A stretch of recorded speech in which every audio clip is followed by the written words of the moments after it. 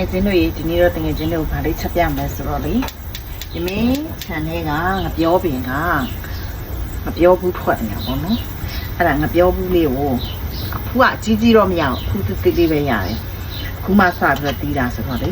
အဲ့ဒါလေးကိုငပြောဘူးလေးကိုဒီမင်းကကြော်စားမလို့ပေါ့နော်ကြော်စားမလို့ဆိုတော့မှဘယ်တော့အနုကိုလှီးရမှလည်းမသိဘူးအဲ့ဒါနဲ့အဖြူပေါ်တဲ့အထိပဲဟိုခွာထုတ်လိုက်ပြီးတော့အဲ့ဒီအဖြူလေးတွေကိုပဲ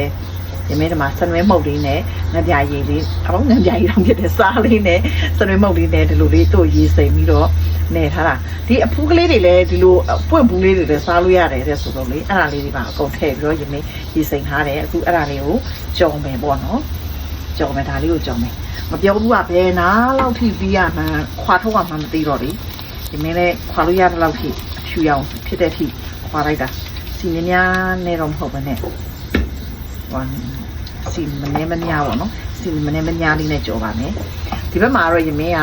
ညှစ်ချင်တဲ့ဝက်နိုင်ယူနဲ့ချက်ထားတယ်ပြီးတော့သမီးငယ်မှာပဇွန်နဲ့အာဘီနဲ့ကြိုက်တော့သူ့ပဇွန်နဲ့အာဘီနဲ့ချက်ပြီးထားတယ်ဒါလေးကတော့ရမင်းချက်စားခြင်းလို့ဒီငပြောဖို့လေငပြည့်ရလည်းမတိုးတတ်ဘူးငပြည့်ရလည်းငပြောဖို့ဘယ်လိုတိုးရမှမသိတော့အမှန်တကယ်တော့အခုကိုယ်မှာပြီးပြီဆိုတော့ပေါ့နော်ငပြောဘူးစားရပြီဆိုတော့ငပြောဘူးနဲ့ဘာလို့တွေလှုပ်ရှားရလဲဆိုတာစဉ်းစားပြီးတော့လှုပ်ရှားလိုက်အောင်မယ်ဟိုဒါလေးကိုစီတက်မယ်စီတက်ပြီးတို့ပြောတာစိတ်ဆန်းကပီလေးနည်းနည်းထဲပစုံကြောင်လေးနည်းနည်းထဲရမဲမေပြောတာလေဒါကြတော့စိတ်ဆန်းကပီလေးနည်းနည်းထဲမယ်ပစုံကြောင်လေးနည်းနည်းထဲမယ်ဒါလေးကိုညီရဲထိစီတက်မယ်အဲ့လိုစီတက်တဲ့အချိန်မှာရမဲကပြောပြင်လိုက်ပြဒီမင်းရဲ့ခြံထဲကအခုဒါရာဒီကအေးနေတော့အပင်တွေအကောင်လုံးခုတ်ထားတာဒီဘက်ကတော့စပတ်လင်းမှာပါဟာရင်ငပြောပင်ဒီငပြောပင်ရလေအတီးကတော့အကြီးကြီးမဟုတ်ဘူးအတီးကမပြအောင်အတီးကဟိုဘက်မှာကွဲနေတယ်ညအတီးကိုပြပွေရအတီးကိုပြပွေရဘယ်နာပြမှာအတီးကအပင်အဲ့ဒီဟိုဘက်အစုံထွက်နေတဲ့အပင်ပေါ့နော်ဟိုဘက်အစုံဒီပင်ကနေပြီးတော့ဟိုဘက်အစုံထွက်နေတဲ့ဟာမှာအမှအတီးလေးအတီးကင်လေးငါပြောပြီးလေး2ဖီး3ဖီးလောက်တော့ရမယ်နဲ့တူပါတယ်အပင်ရတယ်သေးနေတယ်ဆိုတော့လေအဲ့ဒီပင်ကနေပြီးတော့ခေါက်လိုက် channel ကိုပြတာကြတော့ channel လေးနည်းနည်းပြလိုက်အောင်ဒါကတော့အောင်တပြေတွေပေါ့နော်ဒါတော့အောင်တပြေတွေဒီဟာတွေလည်းကြားလာနေပြီတက်တာတော်တော်သူတို့အသက်ကတော်တော်ကြီးပြီဒါပေမဲ့ရမင်းကလုံးဝအပေါ်ပေးမတက်ဖ ೇನೆ ပြန်ပြီးတော့အနှုတ်လေးခုတ်တာပေါ့နော်ဒါကတော့လိမ္မော်ပေးမှာဒီလိမ္မော်ပင်ကစားလို့တော့ချိုတယ်ဒါပေမဲ့ဒီလိုပဲဟိုဆိုင်နေမှာရောင်းတယ်လို့အစိမပါတဲ့ဟာတော့မဟုတ်အစိပါတယ်ဒီဘက်ကတော့ဒါပြင်းတော့တိမ်ပါဒီဘက်ကတော့လိမ္မော်အချိုလေးတွေပြားလိမ္မော်လေးတွေပေါ့နော်ပြားလိမ္မော်လေးရမင်းအရင်မပြတော့ရမင်းရဲ့စက်တော်လေးတူးကုန်မှာဆိုလို့ခဏလေးတော့ပြလိုက်တာတူးကုန်မှာဆိုလို့ဆိုတာကမှစက်တော်ကနည်းနည်းလေးတူးချင်တယ်လို့ချက်သွားတယ်အဲ့တော့ရမင်းအခုဒါလေးကိုမှာကင်မရာပြန်ချိန်နေရတာလေနီးနည်းနည်းခဏပိတ်လိုက်တာအခုဒါလေးပြန်ဖွင့်လိုက်ပါမယ်ဒီကတော့ပြင်းထားကြတာမဟုတ်ဘူးမဲ့လေဟာအာလူဖုတ်လို့မရဘူးရင်းချက်နေအာလူဖုတ်လို့မရအဲ့ဒါအခုဒီမှာစိမ့်စားငပိလေးနည်းနည်းလေးထည့်မယ်ဘာလို့ဆိုရမင်းထင်တာမင်းကပြောဘောတာအများကြီးမဟုတ်ရဘူးနည်းနည်းလေးပဲရတယ်ဆိုတော့နည်းနည်းလေးပဲထည့်မယ်ဒါတော့လေးပဲထည့်လိုက်မယ်နော်စိမ့်စားငပိလေးနည်းနည်းထည့်မယ်ပြီးရင်ပစုံကြောက်လေးနည်းနည်းထည့်မယ်ပစုံကြောက်လေးနည်းနည်းပဲထည့်မယ်ဟိုမပြောဘူးကဘယ်လိုအနေထားအထိခွာထုတ်ပြီးတော့စီးရမှမသိဘူးမင်းကဖြူတဲ့အထိအကုန်ပြီးချတယ်ဖြူတဲ့အထိအကုန်ခွာလိုက်တာခွာလိုက်တော့မပြောဘူးလေးကလည်းသေးတယ်ပေါ့နော်ပြောဘူးလေးကလည်းသေးတယ်တော့ကြောက်လို့နည်းနည်းထည့်အများကြီးကတော့အရန်ကြိုက်တာလေဒီမင်းကမစားဘူးလို့မသိဘူးအမကောင်းမှလည်းဒီပါနော်ပြီးရင်တော့ဒီမင်းစနွဲမုတ်လေးနည်းနည်းထည့်မယ်နော်စနွဲမုတ်လေးဒီမမေးမဖြစ်သွားအောင်စနေမုတ်လေးနည်းနည်းထည့်ပါမယ်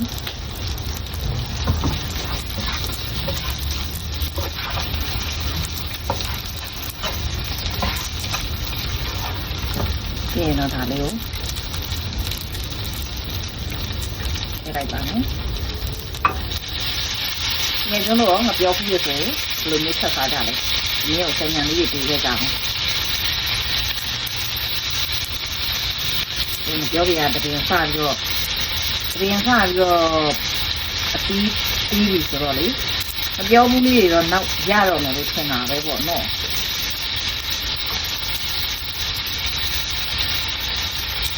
ဒီရလဲလေဒီနေ့တောက်ရီကိုလောက်ထားတာပါနော်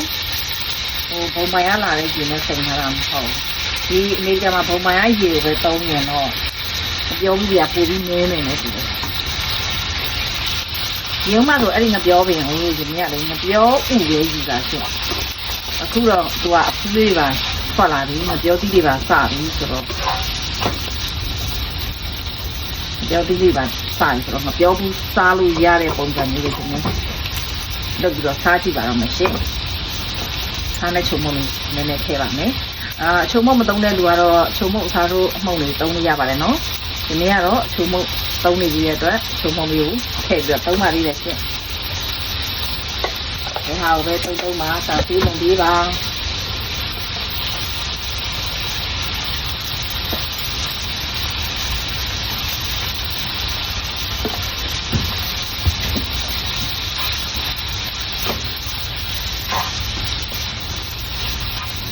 အောင်ဝါလေးလားဒီလိုလေးပဲလားအများကြီးလောက်ထားတာမဲမဲလေးဖြစ်ကြော်နေနဲ့အဲ့လိုမဲမဲလေးဖြစ်သွားမယ်နော်ဒါလေးကိုပြီးတော့အောင်လို့လူးတော့အောင်လို့ဒီနေ့ကြီးလေးနည်းနည်းထည့်ပါမယ်ဒီနည်းနည်းထည့်လိုက်ပါမယ်နည်းနည်းဥဥလေးဖြစ်သွားတဲ့အထိထည့်လိုက်ပါအောင်မရှင်းဘူးလေးကိုရေလေးထည့်ပြီးနှက်ထားတဲ့အချိန်မှာရမယ်ပင်လေးတွေနည်းနည်းပြန်ဆက်ပြမယ်နော်ဒါကတော့လိမ္မော်ပြားလိမ့်မော်အသေးလေးတွေပင်လေဒါပေမဲ့အခုတဖြည်းဖြည်းနဲ့လေသူကအကြီးတွေဖြစ်လာတာဒါကတော့အဲ့လိုမျိုးလိမ္မော်သီးဒါကတော့လိမ္မော်သီးဟိုအစောနာအပင်ကတော့လိမ္မော်သီးမဟုတ်ဘူးသူကကြတော့ဗာလဲ grapefruit လား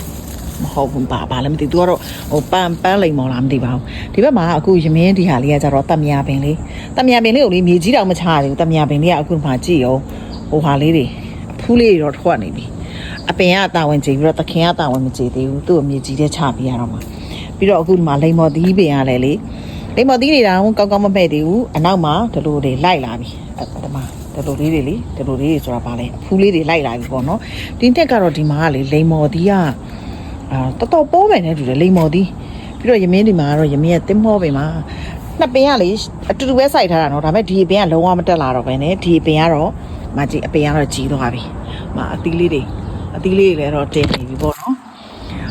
ဒီသင်းမောပင်ရဲ့အရွက်ကိုလည်းလေမစားတတ်လို့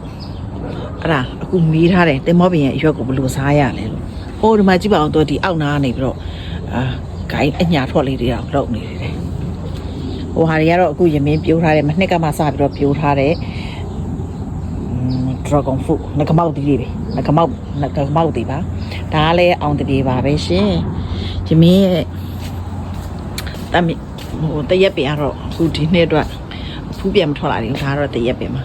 ဒါကတော့မှအောက်ခစ်တွေလေနေဘူးထဲကိုပြန်ပြီးတော့ဆွဲထုတ်ထားပြီးထားတာအခုကရာသီဥတုအေးနေတော့လေ